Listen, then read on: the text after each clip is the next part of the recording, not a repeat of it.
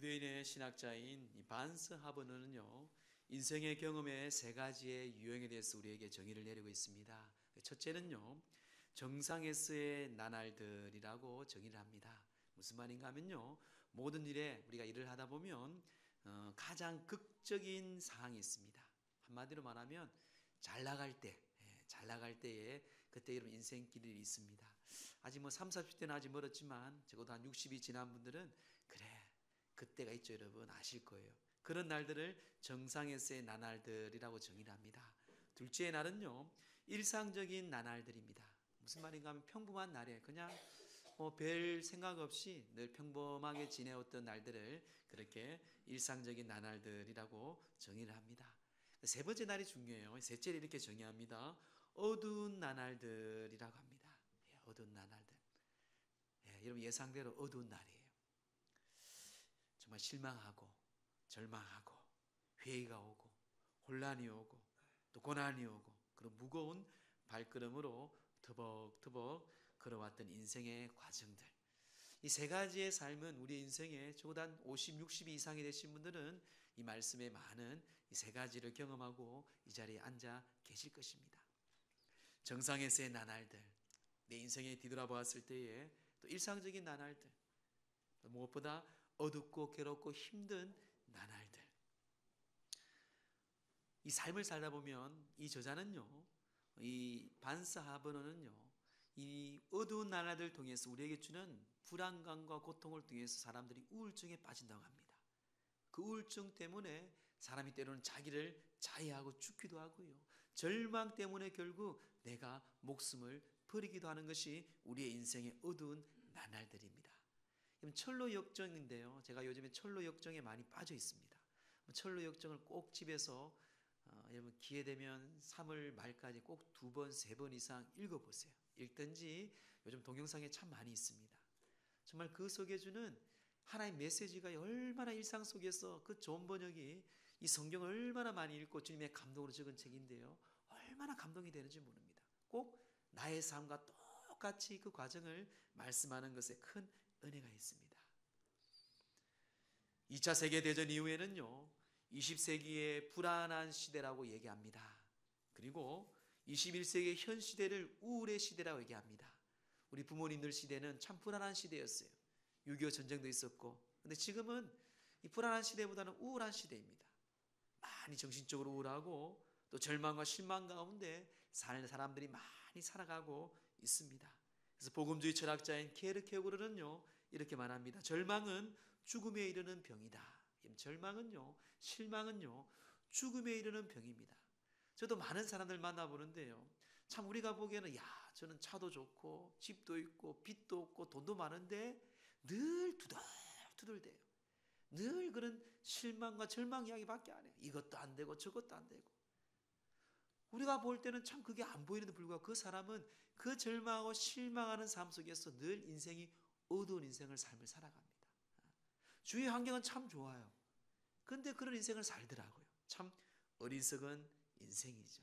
여러분 주위에도 이런 분들이 좀 좋지 않은 많이 있을 겁니다. 자, 오늘 이 성경의 느헤미야를 통해서 우리가요, 이 내 삶에 실망이 올고 절망이 올 때 우리가 어떻게 대처할지 이 말씀을 보고자 합니다. 느헤미야는 알다시피 해파된 예루살렘의 성전을 쌓올립니다. 쌓올리는데 이웃에 있는 많은 사람들이 그를 방해합니다. 못하게 했어요. 그런데 불구하고 그 동족들과 함께 한 마음으로 한 뜻으로 우리가 하자. 으쌰으쌰 하면서 열심히 해요. 아무리 우리나라 민족을 그 주변국들이 괴롭히더라도 우리 민족이 하나가 되어서 막 세워가는 것처럼 그렇게 그 성을, 예루살렘의 성을 세워갔습니다. 근데 그거는 견딜만 하였어요. 외부의 침입은, 외부의 저주는, 외부의 많은 고통들은. 그런데 내부에서 또 분란이 일어납니다. 그럴 때 느헤미야도 실망하고 마음이 답답해졌어요. 그 속에서 어떻게 느헤미야가 극복했는지 오늘 본문을 통해서 우리가 말씀을 드리고자 합니다. 여러분 인생에 지금 절망 가운데 있습니까?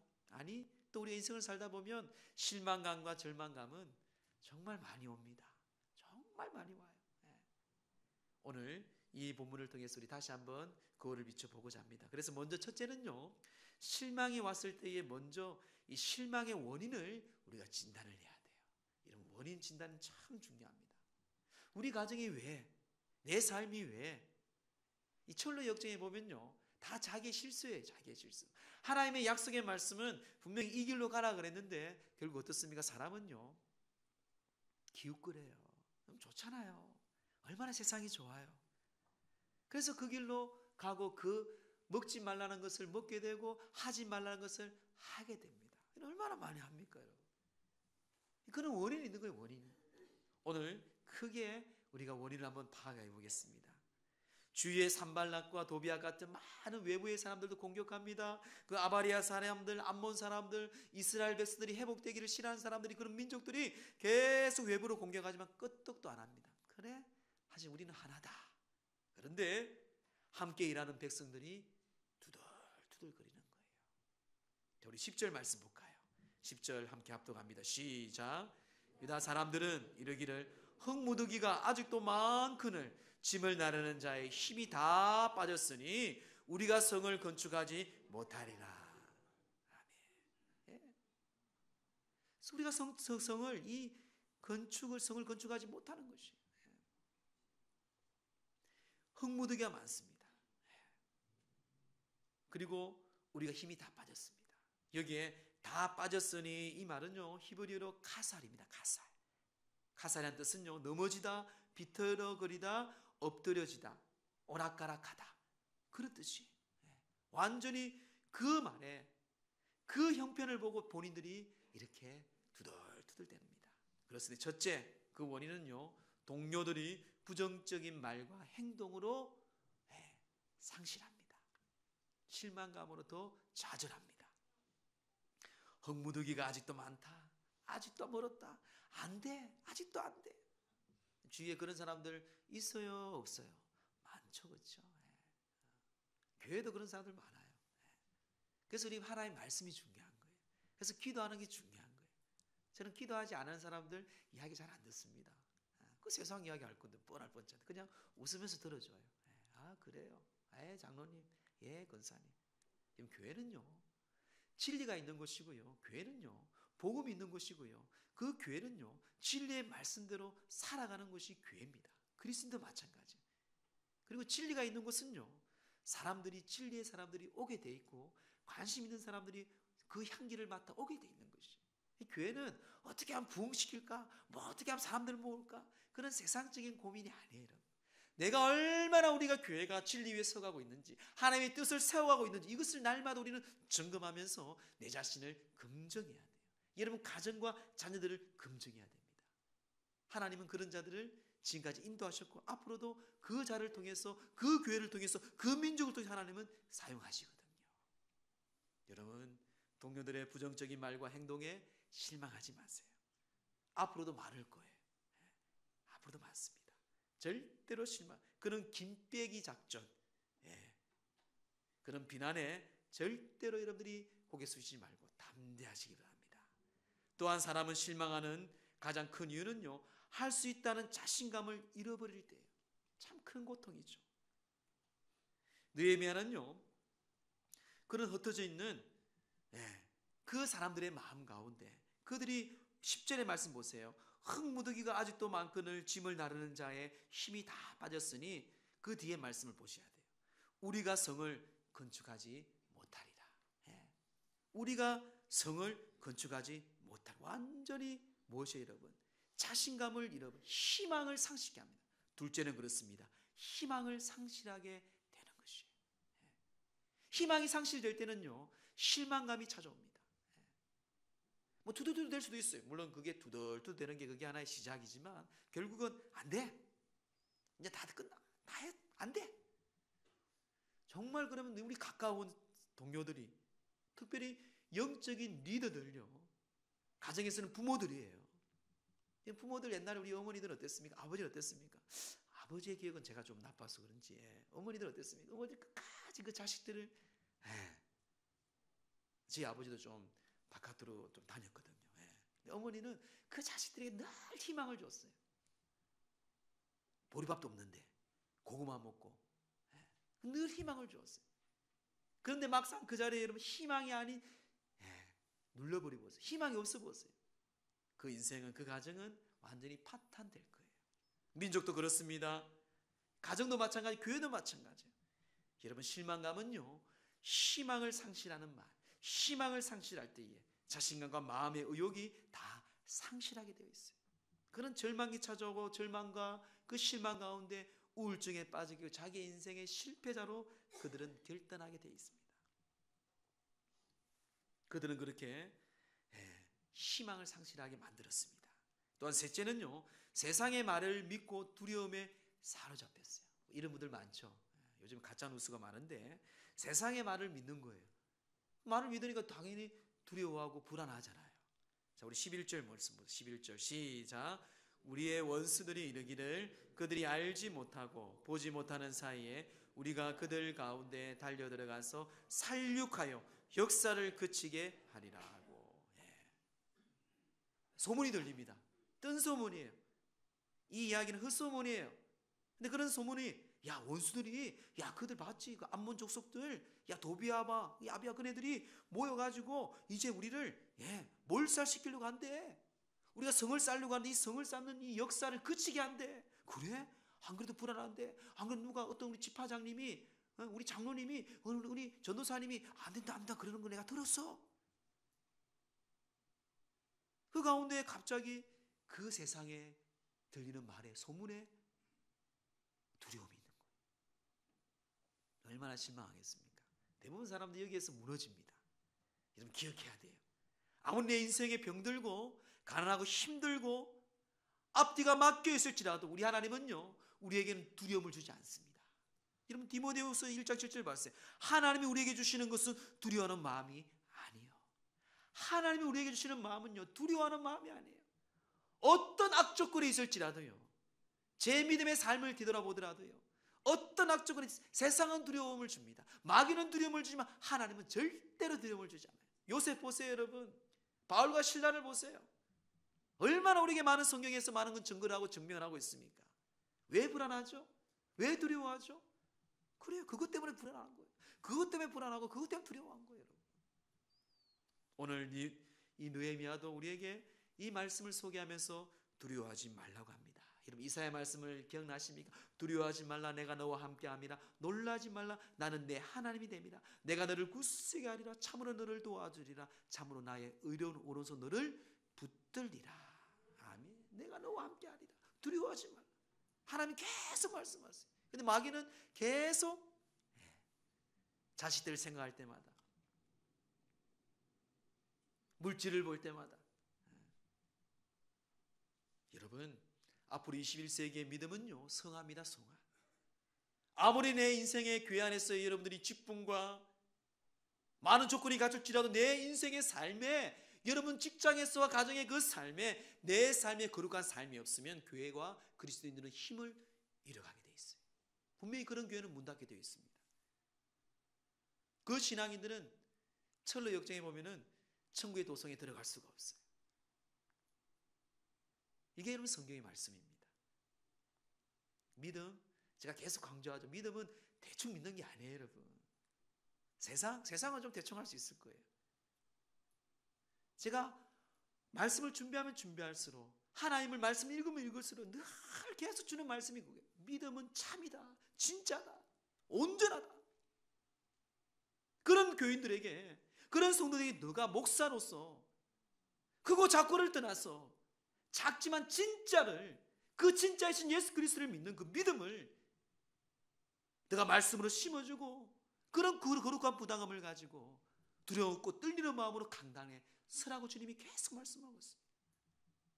사랑하는 성도 여러분, 이 두려움에 사로잡히지 아니하고 오직 주님과 함께하는 그 담대함으로 살아가기를 주의 이름으로 축원합니다. 또한 넷째 주는 절망은요, 인간관계의 배신을 느낄 때입니다.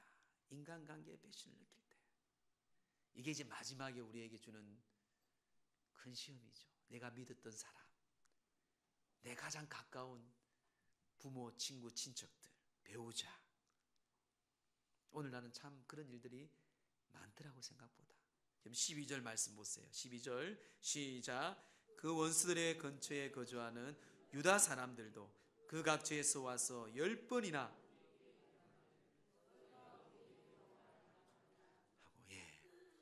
함께 힘을 써야 하고 함께 위로하고 함께 눈물을 흘려야 할 그 유다 사람들, 유다 사람들이랍니다.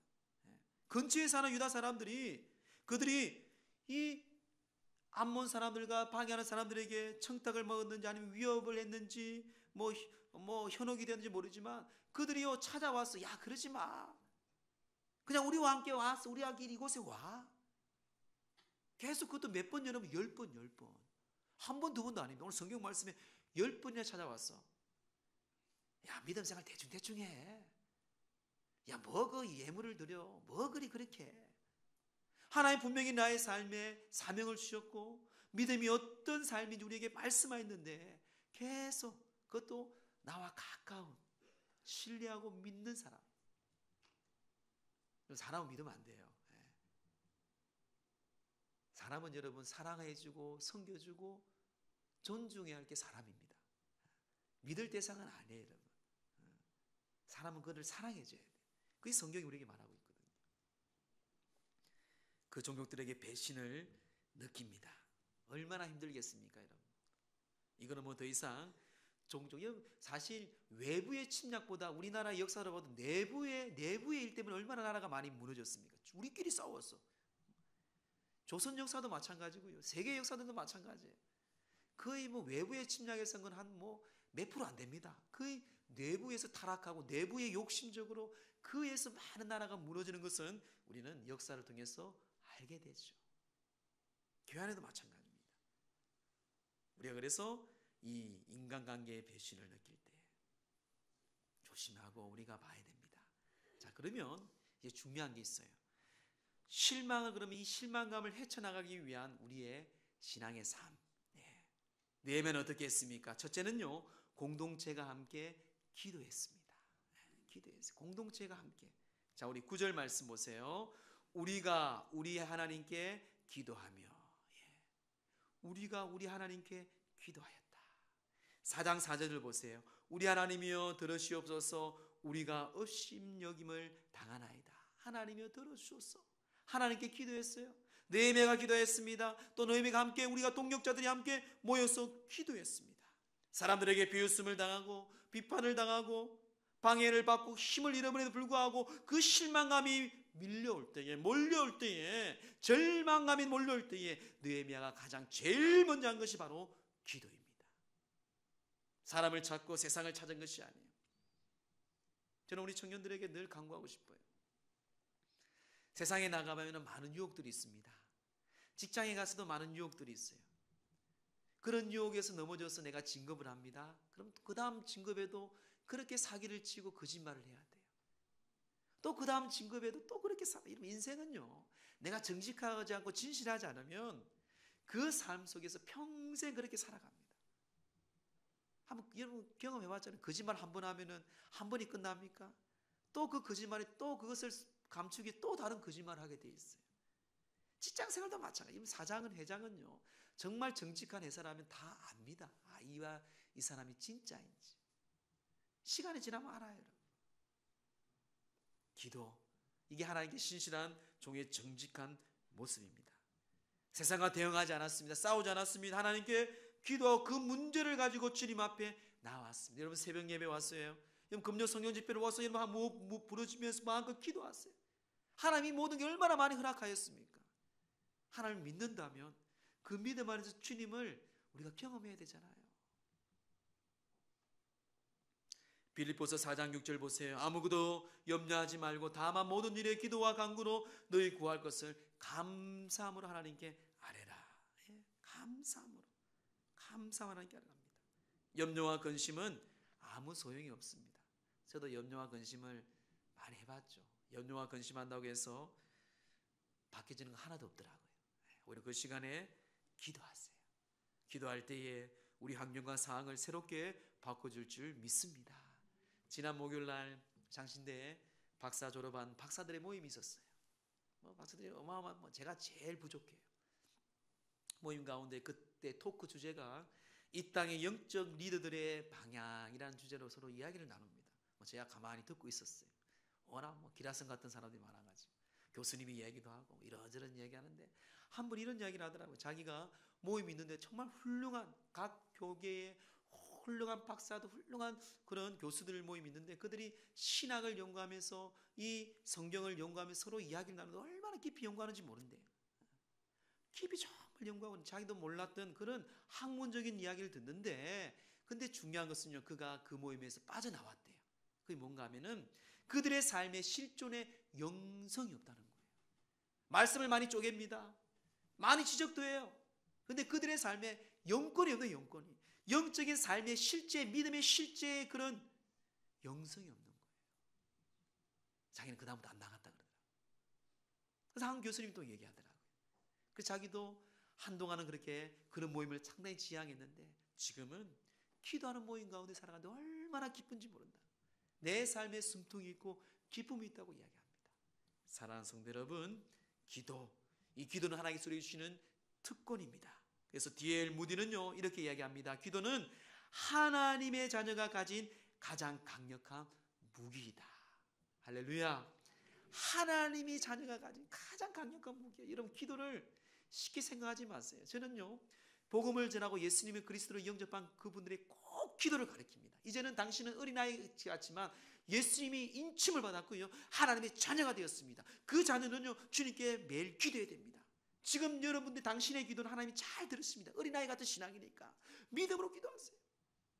근데 진짜 그렇게 믿음으로 기도하신 분들은 얼마나 기도 응답을 받는지 몰라요. 아, 목사님 이거 기도했는데요, 제가 보기엔 참 그런 기도인데도 어린아이 같은 기도 하나님 기도를 응답해 주시는 거예요.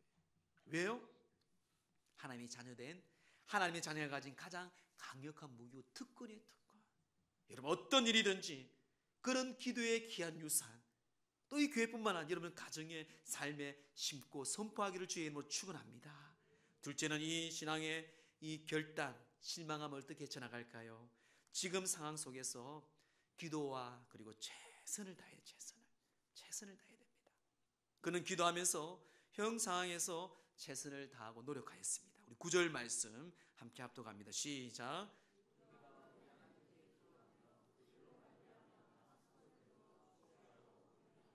예, 우리가 하나님께 기도하였습니다. 또 그들로 말미암아 파수꾼을 세웠습니다. 주야로 방비하였다. 방비가 뭐예요, 여러분? 적들로부터 막기 위해 지켰다는 것이 방비하였어요. 또 13절 말씀 보세요. 13절 시작. 내가 성벽 뒤에 백성이 그들의 종족을 따라 칼과 창과 활을 가지고 서 있게 하고 성을 지켰어요. 물론 그들과의 무기와 그들의 침투하고는 비교할 수 없지만 그래도 약하지만 부족하지만 그들이 할 일을 최선을 다합니다. 힘이 쇠약해졌다고 해서 게으름을 피우고 절망에 빠졌다고 해서 다 집어치우고 속이 상하다고 해서 자포자기하지 않았습니다. 절대로 포기하지 마세요. 우리 하나님은 포기라는 단어를 쓰지 않습니다. 어떤 절망 가운데 있을지라도요, 하나님은요 주님을 찾는 자를 하나님의 그 신음하는 소리를 들으시고요 우리를 회복시켜 주시고 치유하시는 분이십니다. 그리고 우리는 절대로 주님 앞에서 포기하면 안 돼요. 내가 비록 병들고 가난하지만 그 주어진 일에서 여러분 열심히, 저는 우리 어머니를 볼 때요, 우리 어머니 시대를 열심히 살았잖아요. 그 가난 가운데, 어려운 가운데, 또 옛날엔 자식을 얼마나 많이 낳았어요. 저희도 팔남매나 팔남매. 예.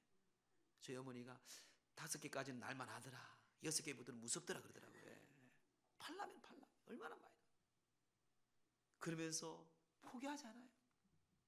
그래 얼마나 많은 복을 받습니까? 우리나라 민족도 마찬가지. 그런 분들, 그런 어르신들, 그런 선배들의 기도와 노력과 헌신과 사랑과 그런 독립운동가들이 있었기에 물론 하나님의 은혜죠. 그들이 포기하지 아니하고 주님 앞에 엎드리고 그 진리와 정의를 세워갔기 때문에 이 땅이 지금 얼마나 발전하고 행복합니까? 두라노 출판에 나온 거북이는 느려도 행복하다라는 책이 있습니다. 한번 꼭 읽어보세요. 참 재미있는 책이에요. 거북이의 토끼 이야기 잘 알고 있지 않습니까? 예, 우리 국민학교 때, 초등학교 때 배웠던 이야기인데요. 이게 영적으로 많이 해석하고 있습니다. 가장 키워드는 그래요. 뭘 말하는가 하면 이 토끼와 거북이가 무엇을 상대하느냐, 이게 문제라는 것이에요. 무엇을 상대하느냐. 예. 토끼는 결성점을 상대하지 않고 뭘 상대합니까? 거북이를 상대해요. 그 힘없고 야차는 거북이를 상대해요. 그래서 거북이가 늦게 오니까 저 앞에서 엎드려 자잖아요. 근데 거북이는 토끼를 상대하지 않아요. 주변을 상대하지 않습니다. 오직 목적지 결성점을 상대합니다. 이 땅에 살아가는 우리 청년들, 여러분들 잘 들으세요. 얼마나 세상의 주위에 있는 사람들을 상대하며 비교합니까? 누구 집안에, 어떤 집안에 누가 이렇고 저렇고 신경 쓰지 마세요. 여러분. 거북이는 느리지만요, 결성점에 도달하는 것은 거북이였어요. 비록 우리가 느리지고 우리가 비록 연약하지만요, 흔들림 없이 그 비전과 꿈과 목표를 향해 달려갈 때 하나님은 그 귀한 도성에 우리 가운데 함께할 줄 믿습니다. 그 책에서 이런 이야기를 합니다. 30페이지에 보면은 역사상 위대한 인물들의 공통점은 부지런함이다. 오늘의 최선이 내일의 성공이고 오늘의 부지런함이 내일의 풍부함을 깨닫기 바란다. 또한 38페이지에 보면 하나님은 유명한 사람이 아니라 성실한 사람을 영화롭게 하신다. 42페이지에는 미켈란젤로는 고난되어 하나님 앞에서 정신을 가지고 자신의 일에 최선을 다한 성실한 아티스트였다. 최선을 다한 성실한 아티스트. 여러분, 우리도 마찬가지. 환경이 중요하잖아요. 여러분, 무너지고 부도났습니까? 질병에 걸렸습니까? 그게 중요하잖아요. 여러분, 우리 언젠가 다 죽게 되어 있어요. 부도 다 가져갈 수 없습니다. 아니, 하나도 못 가져갑니다. 내가 하나님 그 주어진 일에 최선을 다하고 또한 성실행할 때 하나님께서는요, 우리의 모든 길 가운데 그 결성점을 인도할 줄 믿습니다. 사람들 눈치 보지 마세요. 여러분, 찬송가 349장 찬송 아시죠? 그 349장에 보면은 후렴 보면 이런 말씀이 있습니다. 다른 사람 어찌든지 나 주님의 뭐예요? 용사되리. 다른 사람이 어찌 되든지 나는 주님의 용사된다. 다른 사람이 비판하고 지적하면서 너 왜 그러니 이러니 저러니 얘기할지라도 허비하지 말고 그건 하나님과의 그분과의 관계예요. 나는 상관하지 말고 주님의 군사되어 앞을 향해 가는 거예요. 성실하게 진실하게 전진하는 거예요. 그래서 잠언서 21장 5절 말씀 보면 부지런한 자의 경영은 풍부함에 이를 것이다 라고 말합니다. 부지런한 자의 경영은요, 풍부함에 이르는 것이에요. 조급한 자는 궁핍해요. 요즘에는 참 조급해요. 게으르다는 말을 쓰지 않고 조급한 말을 씁니다. 오늘날의 말씀과 참 비슷한 것 같아요. 참 조급한 사람들 많이 있습니다. 워낙 스피드 시대를 살아가기 때문에. 여러분, 조급한 자가 아니라 부지런한 자, 성실한 자가 되어 우리가 최선을 다해서 하나님께 풍부함을 경험하는 저와 여러분 되기를 주의 이름으로 축원합니다. 또한 나에게 실망해 지나갈 때에 14절에 이렇게 말합니다. 너희는 저희를 두려워 말고 지극히 크시고 두려우신 주를 기억하라. 그들을 두려워하지 말고 그 실망 가운데 있을 때에 하나님을 두려워하고 하나님을 기억하라는 것이에요. 그렇습니다. 셋째는요, 크고 두려우신 하나님을 기억하는 것이에요. 기억해야 돼요. 미래의 신학자인 목사님 교수가 이런 말을 했습니다. 모든 시대, 옛날 과거를 모던 시대라 그러죠. 모던 시대는 권위자가 있는 시대라고 얘기합니다. 또 현재 시대를 포스트 모던 시대라 그러죠, 여러분. 이 포스트 모던 시대는 권위가 상대화되는 시대예요. 권위자 한 명을 따르지 않습니다. 그냥 권위자가 서로 상대가 되어버린 시대를 이 포스트 모던 시대라고 합니다. 앞으로 미래는요, 미래학자인 교수가 포스트 모던 시대라 합니다. 이 포스트 모던 시대는 무슨 말인가 하면 각자가 신이 되는 시대예요. 각자가. 이제 앞으로 여러분 지금도 조금 조짐이 보이죠? 다 잘났대. 다 자기가 진짜래. 물론 예수님께서 이미 예언한 시대예요. 이 날이 이제 가까워집니다. 우리 젊은이들은 이 날을 경험할 텐데요. 각자가 신이 되는 시대. 하나님을 두려워하지 않습니다. 여호와를 경외하잖아요, 여러분. 어디 신은 앞으로 종교 많이 탈퇴할 거예요, 여러분. 벌써 신천지는 이미 신천지가 무너진 거 아시죠? 이미 신천지가 이 돈 문제 때문에 벌써 지금 난리 났어요. 하나님 교회도 앞으로 난리 날 거예요. 대순 진리에도 이미 난리 났잖아요. 이단들은 이미 끝에는 난리 나게 돼 있어요. 물론 또 다른 이단이 나오겠지만요. 오늘 분명히 말씀합니다. 크고 크신 하나님을 두려워하고 기억하라. 기억하다는 이 말은 히브리어로요, 이 자카르입니다. 자카르. 자카르의 뜻은 그분을 생각하고 묵상하고 바라보라는 것이에요. 즉 우리는요, 크고 두려우신 하나님을 바라보라는 것이에요. 두려운 그 세상을 보지 말고요, 두려운 그 세상에 있는 사람들을 보지 말고, 권력을 물어보지 말고, 그 크신 하나님, 두려우신 하나님을 우리는 기억하고 바라보라는 것이에요. 이것이 실망에서, 절망에서, 우울감에서 빠져나올 수 있는 하나님의 방법입니다. 인간의 힘으로 어떻게 절망에서 살아나올 수 있습니까? 없어요, 여러분. 문제보다 크시고 절망보다 위대하신 그 하나님을 바라볼 때에 해결됩니다. 그래서 시편 다윗은 42편 5절에 고백합니다. 내 영혼아, 내가 어찌하여 낭망하며 어찌하여 내 속에서 불안하여 하는고, 너는 하나님을 바라라. 그 얼굴을 도우심을 인하여 내가 오히려 찬송하리로다. 하나님 바라세요. 말씀을 정리합니다. 인생을 살다 보면 참 죄송한 말이지만 얼마나 많은 실망감과 절망감이 옵니까? 내일도 그럴 거예요. 올 수도 있어요. 근데 그게 문제가 아니에요, 여러분. 성경은요, 주님은 우리에게 그런 환경과 세상의 삶을 문제로 삼지 않습니다. 세상에서 너가 그것을 이길 수 있는, 세상에서 승리할 수 있는 하나님의 약속의 말씀을 계속 우리에게 방법을 제시합니다. 그래, 힘들지? 나 앞에 나와. 그래, 어렵지? 이 말씀 붙잡아. 그래, 힘들지? 주의 말씀으로 치유받아. 계속 그 말씀하는 거예요, 여러분. 힘듦이 없는 게 아닙니다, 여러분. 죽음과 고통이 없는 게 아닙니다. 그 고통과 죽음 가운데 헤쳐나갈 수 있는 믿음을 우리에게 계속해서 말씀하고 있습니다.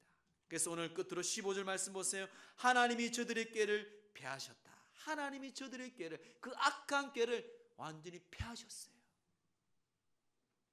이 나라와 민족을 기도할 때에, 여러분 가정을 위해서 기도할 때, 자녀를 위해 기도할 때에, 교회와 여러분 모든 삶을 기도할 때 하나님께서는 그 무너뜨리는 모든 악을 패하셨다는 그 말이에요, 여러분.